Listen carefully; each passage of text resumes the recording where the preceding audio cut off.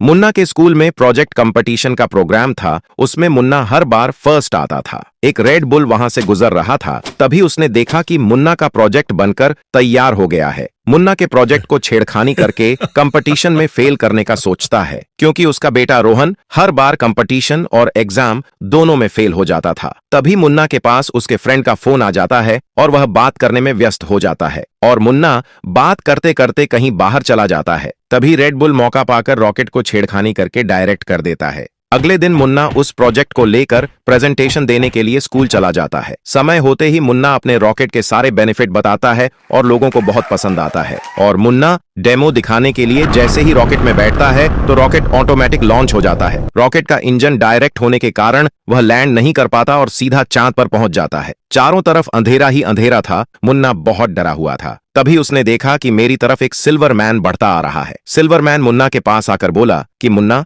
मैं तुम्हारी हर प्रॉब्लम से वाकिफ हूं और ये जो तुम्हारे रॉकेट में प्रॉब्लम आया है वो कोई और नहीं बल्कि रेड बुल ने किया है। मुन्ना बोला, तो अब मेरे प्रोजेक्ट का क्या होगा और मैं वापस धरती पर कैसे जाऊंगा? सिल्वर मैन बोला, तुम फिक्र मत करो, तुम्हारे पहुंचने से पहले एक गोल्डन रॉकेट पहुंच जाएगा। तभी सिल्वर मैन अपनी शक्ति से मुन्ना को एक प्लेन बनाकर देता है और मुन्ना अपनी आंखों में गम और खुशी दोनों लेकर रवाना हो जाता है। मुन्ना कुछ ही देर में उसी जगह वापस पहुंच जाता है जहां से वह उड़ान भरा था। स्कूल के लोग उसे देखकर बहुत खुश हुए और जोरदार स्वागत हुआ। सभी लोग मुन्ना का जादुई रॉकेट समझकर बहुत खुश हुए और तालियां बजाने लगे। रेड बुल और उसका बेटा यह कर हैरान हो गए और सोचने लगे कि ये कैसे हो सकता है। और मुन्ना एक बार फिर सभी को हराकर गोल्ड मेडल जीत लिया। यहाँ उसकी जीत पर बाप बेटा गुस्से से पागल हो रहे थे, लेकिन मुन्ना दुखी था और उसे एक डर था कि कहीं रेड बुल फिर से न गोल्डन रॉकेट खराब कर दे। मुन्ना के पापा उसकी बात से सहमत हुए और कुछ सोचने लगे और बोले, आप लोग लाइक सब्सक्राइब करके कमेंट में बताओ कि रेड बुल का क्या किया जाए।